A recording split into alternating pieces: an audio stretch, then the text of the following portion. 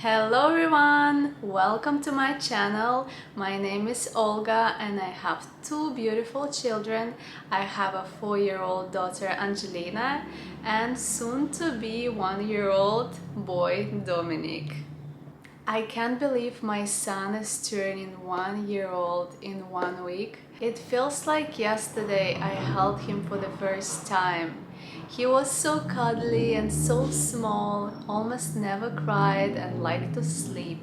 He smelled heavenly good. Now he has his little big personality. He likes to explore things, he demands things, he doesn't like to sleep anymore.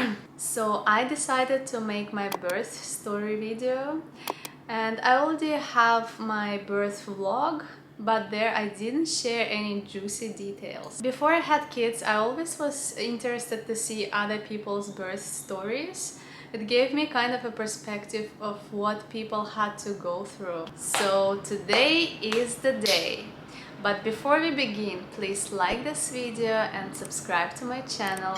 It will really help me grow. 16th of May was just a regular day. I played a lot with my older daughter. I prepared some activities for her. It was a dinosaur theme for her. We had a bath together and I didn't feel different compared to any other days. At around 11 p.m. I was ready to sleep. Little did I know. I lay down and I had this popping sensation between my legs and my water broke. I always thought it would be painful, but I didn't feel any pain, so I stood up. The water kept leaking. I checked the water. It was clear, no odor, so it was a good sign. I haven't had any contractions though.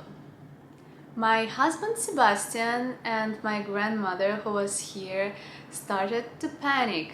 He started packing his clothes for the hospital and was ready to leave. My granny was screaming, "Call the ambulance!" And I felt a little bit annoyed because I was prepared to have a peaceful birth. I read a few books about hypnobirthing and I was really into it, so I asked them to give me some space. I took a shower, I washed my hair, I prepared myself, I packed my bag, and I decided to rest a little bit. Since my water looked good, I decided to wait for my contractions. I read that physical touches and cuddles are so beneficial during labor and may even stimulate birth. So I asked Sebastian to just snuggle me tightly and just lay with me close to my body. I had a few contractions, but they were so much apart. At around 6:30, we decided to head to the hospital. As I came to the hospital, they checked me and they told me that I wasn't dilated much and that they had to induce me because it was their hospital's policy since my water broke so many hours ago, and if the water broke more than 12 hours ago, they had to put the baby to an ICU even if the baby is fine. That was quite convincing for me. Almost right away, since they gave me the drip, my uterus started contracting and they removed the drip, saying that these contractions were my contractions and I don't need any drip anymore. Sadly, I was hooked to the monitor and another drip, so I couldn't walk around and work through my contractions. Around 3 hours later, I called the nurse and I said, "I need an epidural." And they laughed at me. They're like, "Oh girl, it's just getting started, you know, too early for an epidural." And I was like, "No, it's really painful. The contractions are really long and the rest time between the contractions is too short." So I was pretty sure I need epidural now. So they checked me and they were shocked because I was 8 centimeters dilated. And they gave me epidural right away. While I was getting the epidural, I thought I was going to die though. I had noises in my ears, my heart was banging so much that I thought it would jump out from my chest or just stop banging at all. I felt so weak, everything just went kind of black and I could hear my heartbeat, which was really annoying. And I was really glad that Sebastian was there. There's no joke. I thought, okay, that's the end.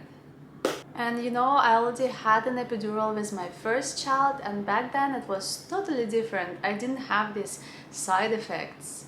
So after the epidural, I felt really sleepy, but I couldn't sleep.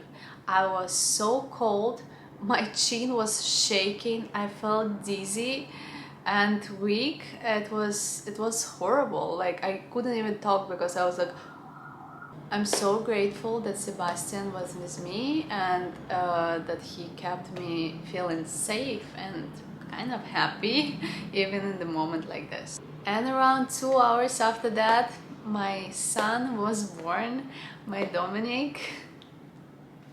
And then he was crying, and then I held him and he stopped crying because he felt that mommy was here.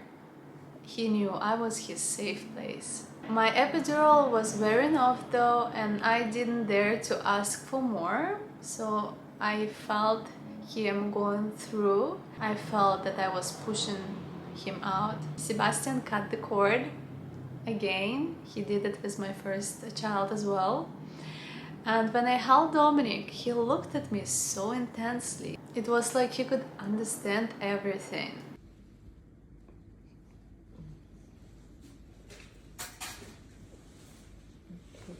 I breastfed him for the first time, and it was magical. This time around I was more skilled at breastfeeding. With my first child, my nipples just cracked right away. But this time around, this moment was precious and magical because I knew what to do. While I was getting stitches, Sebastian followed Dominic to do some procedures. I have this paranoia, and I don't let my baby to go anywhere without at least one parent. So after that, we had Dominic rooming in with me and with Sebastian, because Sebastian stayed with us at the hospital, kind of to bond with him and help me out as well. Even though we had many good nurses that checked on us all the time, that helped us a lot as well. We stayed at the hospital for 2 days, and then we left the hospital one day earlier because Angelina was waiting for us at home, and it was really the first time when I left her alone for a few nights, even for one night. She never spent a night without us before. The first night, Dominic slept the whole night. I couldn't even wake him up for feeding. I was kind of stressing out, but a really nice nurse came in and she said, just let him sleep. He will wake up once he is hungry. She said it was normal with some babies, so I decided to give him his well-needed rest. But once he got hungry, he started eating like no tomorrow. We gave birth in Thailand 2 times already with the same doctor, and I feel really good about it.